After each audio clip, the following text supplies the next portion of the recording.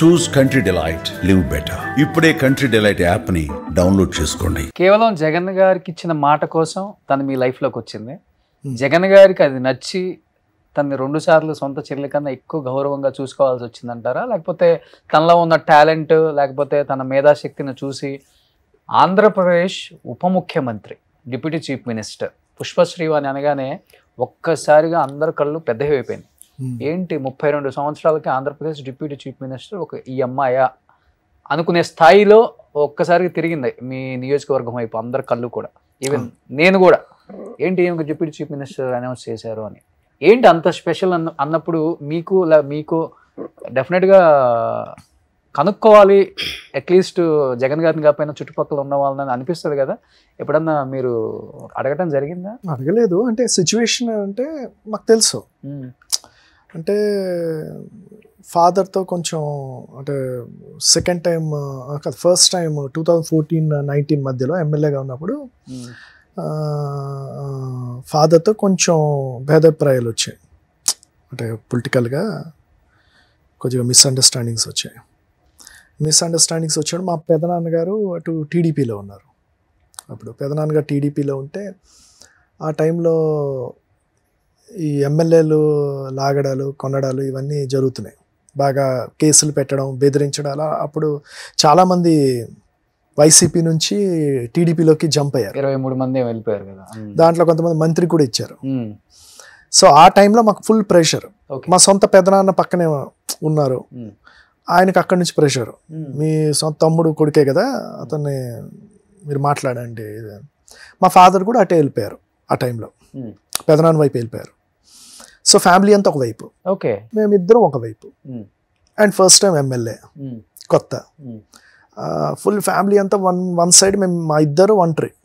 ఎంత ఒంటరి అంటే సంక్రాంతికి ఊరు నుంచి మనకు వైజాగ్లో ఫ్లాట్ ఉంది. సంక్రాంతి అంటే మన సిటీ ఖాళీ అయిపోతుంది. సంక్రాంతి అప్పుడు మేము వైజాగ్ ఫ్లాట్కి వెళ్ళి ఇద్దరం వైజాగ్ ఫ్లాట్లో ఉండేవాళ్ళం. 2 years కుటుంబం ఎవరు రాక. వైజాగ్ అంతా ఖాళీ, ఫ్లాట్స్ అన్నీ ఖాళీ. మన వాళ్ళందరూ ఊర్లోకి వెళ్ళిపోతారు కదా. మేము రివర్స్, ఊరు నుంచి సంక్రాంతి సిటీకి వెళ్ళేవాళ్ళం, వైజాగ్ అని హైదరాబాద్కి వచ్చేసేవాళ్ళం. ఇద్దరం ఒంటరిగా గడిపాం. సో ఆ టైంలో జగన్ గారికి ఇన్ఫర్మేషన్ వస్తుంది కదా, చాలామంది టీడీపీ వాళ్ళు అప్రోచ్ అవుతారు, మీరు అంటే పార్టీ మారండి, ఇన్ని కోట్లు ఇస్తాము, లేకపోతే మీకు మంత్రి పదవి ఇస్తాము, లేకపోతే ఇన్ని వర్కులు ఇస్తాం, ఒక 50-100 కోట్లు వర్కులు ఇస్తాం, ఇలాంటి ఆశ చూపించడం, ప్రెషర్ పెట్టడాలు, కేసులు పెడతాం, ఇలాంటివన్నీ జరిగాయి కదా. ఆ టైంలో గట్టిగా ఉండేది.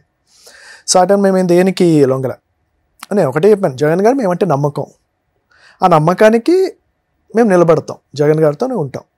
దట్ వాజ్ ఆ కమిట్మెంట్. జగన్ గారి వల్లే ఎమ్మెల్యే అయ్యాం, జగన్ గారి వల్లే టికెట్ వచ్చింది, జగన్ గారి వల్లే ఎలక్షన్ చేయగలిగాం. ఎవ్రీథింగ్ లింక్ టు జగన్ గారు. జగన్ గారి వల్లే పెళ్లి చేసుకున్నాను, జగన్ గారి వల్లే ఆవిడ నాకు భార్యగా వచ్చింది. అంటే మా లైఫ్లో జగన్ గారు అనేది కంప్లీట్లీ కనెక్టెడ్. అన్ని కీలకమైన విషయాల్లో ఆయనతో కనెక్టెడ్ అయి ఉంది. అంత ఫేస్ చేసినప్పుడు జగన్ గారికి ఇన్ఫర్మేషన్ వచ్చినప్పుడు చాలా మందిని పిలిచి ఆయన కౌన్సిలింగ్ చేశారు. లేదు మీరు గట్టిగా ఉండండి, నెక్స్ట్ మరి గవర్నమెంట్ వస్తుంది, మనము ఖచ్చితంగా మన గవర్నమెంట్ మనం అధికారంలోకి వస్తాం, మనకి బాగుంటుంది అని అందరికీ కన్విన్స్ చేయడం జరిగింది. కానీ మమ్మల్ని ఎప్పుడు పెళ్ళా. సో అప్పుడు విజయసాయి రెడ్డి గారు నమ్మకమా అంతే. ఓకే, విజయసాయి రెడ్డి గారు ఒకటే అన్నారు, అమ్మ జగన్ గారికి మీరంటే చాలా నమ్మకం, వాళ్ళని కూడా పిలుద్దామా, ఇలాగ ఎవరో అప్రోచ్ అవుతున్నారు గడిగడి వాళ్ళ దగ్గరికి వెళ్తున్నారు టీడీపీ వాళ్ళు అంటే, జగన్ గారు ఒకటే, వాళ్ళని వదిలేయండి, వాళ్ళు నాకు అంటే వాళ్ళు నా మనుషులు, వాళ్ళు వెళ్ళరు, వాళ్ళని వదిలేయండి, వాళ్ళని ఇబ్బంది పెట్టద్దు. పూర్తిగా మమ్మల్ని ఎవ్వరు అసలు అంత నమ్మకం జగన్ గారికి. ఆ నమ్మకంతోనే అంటే ఇలాంటివన్నీ ఫేస్ చేసాం. ఎంత ఫ్యామిలీ వన్ సైడ్ ఉన్నా కూడా మనం జగన్ గారితోనే ఉన్నాం. ఎంత ఇస్తామని, లేకపోతే వస్తే మంత్రి పదవి నెక్స్ట్ గవర్నమెంట్లో నాకు ఎమ్మెల్సీ అని ఇలా చాలా రకరకాలు చెప్పారు. కానీ దేనికి ఇంకోలా కూడా కన్విన్స్ చేశారు. అప్పుడు పరిస్థితి ఏంటంటే జన్మభూమి కమిటీ అనేది పెట్టి ఎమ్మెల్యే ఒక పెన్షన్ కూడా ఇవ్వలేని పరిస్థితి. అంత డమ్మీ చేస్తారు వైఎస్ఆర్ పార్టీ ఎమ్మెల్యేని ఆ రోజుల్లో. సో నెక్స్ట్ ఎలా గెలుస్తాం, ఇంకా 3 years ఉన్నాయి. సో ఆ విధంగా కూడా చెప్పారు. సో మీ గవర్నమెంట్ రాదు, జగన్ మీరు ఏదనుకుంటున్నా వైఎస్ఆర్ పార్టీ అధికారంలో రాదు, జగన్ గారు ముఖ్యమంత్రి అవ్వరు. నెక్స్ట్ ఎలక్షన్లో మీరు ఏం చెప్తారు జనాలకి? మీరు ఏం చేశారని చెప్తారు? ఒకటి కూడా చేయలేని పరిస్థితులు. మీకు ఇంకేం ఉండదు. పదవి ఉంటేనే జనాలు, పదవి ఉంటేనే డబ్బు, పదవి ఉంటేనే ఇదంతా అని అన్న. అప్పుడు నాది ఆన్సర్ లేదు. కానీ నేను ఒకటే అన్నాను, అయినా సరే జగన్ గారితోనే ఉంటాం. ఓకే, దట్ వాస్ అంటే క్లీన్గా ఒకటే స్టాండ్. ఏం జరుగుతుందో మనకు తెలియదు, మనం జగన్ గారితోనే ఉండాలి, ఉంటాము. ఆయన రాజకీయాల్లో ఉన్నంత వరకు ఆయన వెనకతలు ఉంటాం.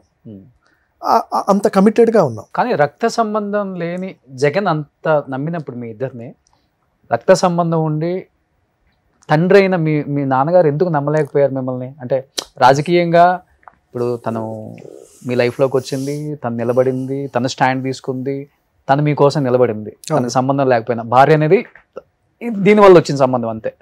మీ నాన్నగారు అంత పెద్ద ఆలోచన తీసుకొని బయటికి వెళ్ళిపోవాలి, మీరు కూడా రండి అన్నప్పుడు మీ నాన్నను చూసి కోపం వచ్చిందా, లేకపోతే బాధ అనిపించిందా? ఈ వయసులో ఎందుకు మా నాన్నకి ఇది అవసరమా అనిపించిందా? ఏం చెప్తారు మీ నాన్నకి అసలు? మా నాన్న చనిపోయారు. ఎప్పుడు చనిపోయారు? ఒక 2 years అయింది. ఎలక్షన్స్కి 1 year ముందు చనిపోయారు. ఓకే. అంటే మా ఫాదర్ ఏంటంటే ఎమోషనలీ చాలా వీక్ అనమాట. అంటే ఎమోషనల్గా ఆయన ఎవరికైనా కూడా ప్రేమగా మాట్లాడితే ఆయన అటాచ్ అయిపోతారు. మా ఫాదర్కి మాకన్నా ఆయనకి ఎప్పుడు కూడా వాళ్ళ అన్నయ్య అంటే చాలా ఇష్టం, చాలా ఇష్టం. ఎమోషనలీ కూడా మా పెదనాన్న అంటే చాలా చాలా ఇష్టం మా నాన్నగారికి. సో మా పెదనాన్నగారు మళ్ళీ నాన్నగారిని అప్రోచ్ అయ్యి ఎందుకు ఇది అంటే ఆయన అలా మా ఫాదరు మా పెదనాన్న వైపు డైవర్ట్ అయ్యారు. అంటే కొడుకు అనే బంధం కన్నా ఎక్కువైపోయింది అన్న అనే బంధం అక్కడ. ఇది ఫ్యూచర్ కదా, ఇప్పుడు వాళ్ళంతా జీవితాన్ని చూసేశారు, బట్ పరీక్షిత్ రాజ్ జీవితాన్ని చూడాల్సిన వాడు అని మనం అనుకుంటా. అంటే లాజిక్ అయినప్పుడు వచ్చారు అంటే నేనేమనుకుంటున్నానంటే ప్రతి ఒక్కరికి ఎమోషన్ అనేది ఒక్కొక్కలా ఉంటుంది. ఓకే, మనం ఎథిక్స్ మాట్లాడతాం, మారల్స్ మాట్లాడతాం, కానీ మనిషి ఎమోషనల్గా ఒక్కొక్కరు ఒకలా ఫేస్ చేస్తారు. ఒకరికి ఇప్పుడు భార్య లేకపోతే తెల్ల అని అంటే కొంతమంది తల్లి వైపు తూగుతారు, కొంతమంది భార్య వైపు తూగుతారు. ఎవరు ఎమోషనల్ అటాచ్మెంట్ వాళ్ళకు ఉంటుంది. ఓకే, సో తనకి అంటే ఆయనకి ఎందుకు అనేది ఆయన లైఫ్లో మా పెదనాన్నగారు ఎంత ఇంపార్టెంట్ అనేది ఆయన జీవిత కాలంలో పెదనాన్నతో ఎంత అటాచ్మెంట్ ఆయన చెప్పగలరు. అంతే కదా, వ్యక్తిగత ఒక మనిషి ఒకరికి ఎందుకు అనేది ఎమోషనల్గా ఆ వ్యక్తే చెప్పగలరు. ఓకే, అందుకని మారల్గా కొడుకు ఎక్కువ ఇవన్నీ అంటే మనం దాన్ని జస్టిఫై చేయలేము. ఓకే, కానీ మీరు మీ వారి మాటకు నిలబడి ఉండిపోయారు. నా మాటకి కాదు, షీ వాజ్ కమిటెడ్. అంటే జగన్ గారితోనే ఉండాలి అని కమిటెడ్. నేను ఇంకోటి కూడా చెప్తున్నా, ఒకవేళ నేను ఏమైనా ఇదే నేను ఒకవేళ అటు వెళ్దామన్నా తను రాదు నాతో. నాకు తెలుసు. అవునా?